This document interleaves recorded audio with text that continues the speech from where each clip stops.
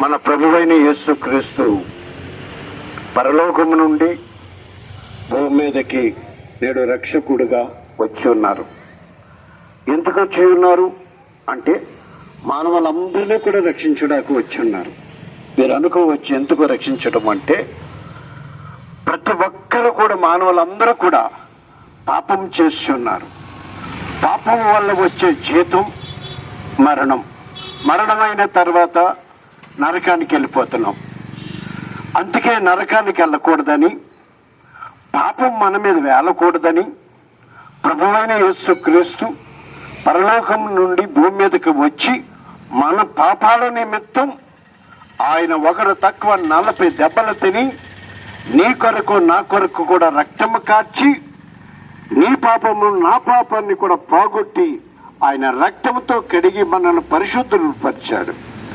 అంతగా ప్రభువైన యేసుక్రీస్తుని ప్రతి ఒక్కరు కూడా అంగీకరించాలని మీ అందరినీ కూడా మనం చేస్తున్నాను. ఎందుకు అనగా ఆ ప్రభువైన యేసుక్రీస్తుని మనం అంగీకరిస్తే, మనం అందరం కూడా నమ్మి రక్షణ పొందితే మన మీద ఉన్న శిక్ష అంతా కూడా పోతుంది. యేసు ప్రభుని మనం అందరం కూడా అంగీకరిస్తే మన పాపం అంతా కూడా పోతుంది. మనం యేసు ప్రభుని అంగీకరిస్తే మన పితరులు చేసిన పాపములన్నీ కూడా పోతాయి. మనం యేసు ప్రభుని అంగీకరిస్తే మనం అందరం కూడా క్షేమం కలిగి ఉంటాం. యేసు ప్రభుని అంగీకరిస్తే నరకం తప్పుతుంది. మనం అందరం కూడా పరలోకానికి వారసులు కలిగి ఉంటాం.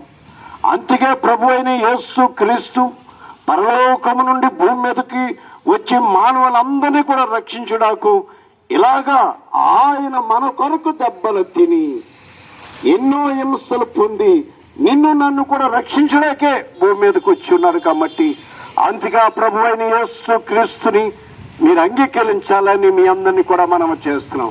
ప్రియులారా, మనం అనుకుంటున్నాం మేము ఎన్నో పాపాలు చేసినా మా పాపాలు పోవుటకు మేము ఎన్నో పుణ్యాలు చేస్తున్నాం. నిజమే, అన్నదానం చేస్తున్నారు, వస్త్రదానాలు చేస్తున్నారు, పళ్ళు దానాలు చేస్తున్నారు, రక్తదానాలు చేస్తున్నారు, ఎన్నో చేస్తున్నారు. కానీ ప్రభు ప్రాణదానమే చేశాడు మన కొరకు.